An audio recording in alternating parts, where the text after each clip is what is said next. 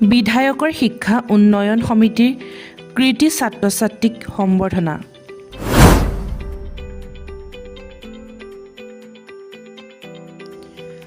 লখিমপুৰ জিলাৰ 109 নং বিহপুৰীয়া বিধানসভা সমষ্টিৰ বিধায়কৰ শিক্ষা উন্নয়ন সমিতিৰ উদ্যোগত ভাৰতীয় জনতা পাৰ্টি বিহপুৰীয়া গ্ৰাম্য মণ্ডলৰ সৌজন্যত আৰু বদতি জামুগুৰি, পূব ডিক্ৰং, বাহগৰা, ধুনাগুৰি গাঁও পঞ্চায়তৰ সহযোগত বিশেষ অভিনন্দন অনুষ্ঠান আজি বিহপুৰীয়া 3টা গাঁও পঞ্চায়তত অনুষ্ঠিত হয়। বদতি জামুগুৰি, বাহগৰা, ধুনাগুৰি আৰু পূব ডিক্ৰং গাঁও পঞ্চায়তৰ পৰা সদ্য ঘোষিত হাইস্কুল শিক্ষান্ত পৰীক্ষাৰ পৰা স্নাতক পৰ্যন্ত চূড়ান্ত পৰীক্ষাসমূহত ভাল ফলাফল দেখুৱাবলৈ সমৰ্থ হোৱা ছাত্ৰ-ছাত্ৰীসকলক বিহপুৰীয়াৰ বিধায়ক ডক্টৰ অমিয় কুমাৰ ভূঞাই বিশেষ সম্বৰ্ধনা জ্ঞাপন কৰে। এই উপলক্ষত বদতি জামুগুৰি গাঁও পঞ্চায়ত, বাহগৰা ধুনাগুৰিৰ বানাকান্তৰ আশ্ৰয়গৃহ আৰু লাহলীয়াৰ ৰঙমঞ্চৰ প্ৰেক্ষাগৃহত বেলেগ বেলেগ 3খন সম্বৰ্ধনা সভা অনুষ্ঠিত হয়। ধুনাগুৰিত সঞ্জীৱ পেগু, লাহলীয়ালত নকুল দাসে আঁত ধৰা সম্বৰ্ধনা সভাত পঞ্চায়ত কেইটাৰ অধীনৰ কৃতি ছাত্ৰ-ছাত্ৰীসকলক একোটাকৈ ফাইল, কলম, বেগ আৰু মানপত্ৰৰে সম্বৰ্ধনা জনায়।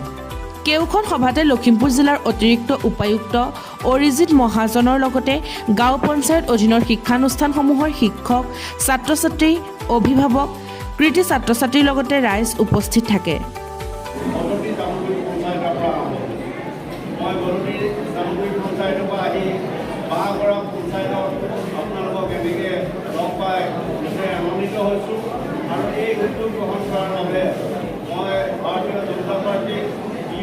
গ্ৰাম্য মণ্ডল আৰু ইয়াৰ স্থানীয় বুথ সমিতিসমূহ আৰু স্থানীয় পঞ্চায়তক মই প্ৰথম জনা হৈছোঁ। লেখক হ'ব পাৰে, তেওঁলোকে যাতে নাট্যকাৰ হ'ব পাৰে, তেওঁলোকে যাতে সমাজ সংগঠক হ'ব পাৰে, তেওঁলোকে যাতে দেশৰ প্ৰধানমন্ত্ৰী হ'ব পাৰে, দেশৰ ৰাষ্ট্ৰপতি হ'ব পাৰে, মুখ্যমন্ত্ৰী হ'ব পাৰে, বিধায়ক হ'ব পাৰে, সেই লক্ষ্যই যাতে তেওঁলোকৰ অধ্যয়নত ভৰ্তি। এটা কথা আছে, অধ্যয়ন তপ, ছাত্ৰ-ছাত্ৰীসকলৰ মূল কাম হ'ল অধ্যয়ন।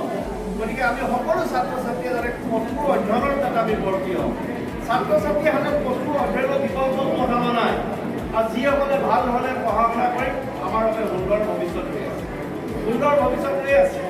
আৰু এতিয়া আমাৰ 21 শতিকা, এতিয়া তথ্যৰ প্ৰযুক্তি, এতিয়া বিজ্ঞানৰ যুগ। আমাৰ হাতত আজি গোটেই পৃথিৱীখন আছে, আমাৰ মোবাইলত চব আছে, চব ইনফৰ্মেশ্যন আমি তাত ল'ব পাৰোঁ, ইনফৰ্মেশ্যন শ্বেয়াৰ কৰিব পাৰোঁ, আৰু সঠিক কামত যাতে আমি সকলোৱে শ্বেয়াৰ কৰোঁ। আজি মাননীয় প্ৰধানমন্ত্ৰী নৰেন্দ্ৰ মোদী ডাঙৰীয়াই ডিজিটেল ইণ্ডিয়াৰ আমাক সুযোগ আৰু সুবিধা দিলে, যাৰ মাধ্যমত আমি ক'ভিডৰ সময়ত আমি অনলাইন ক্লাছ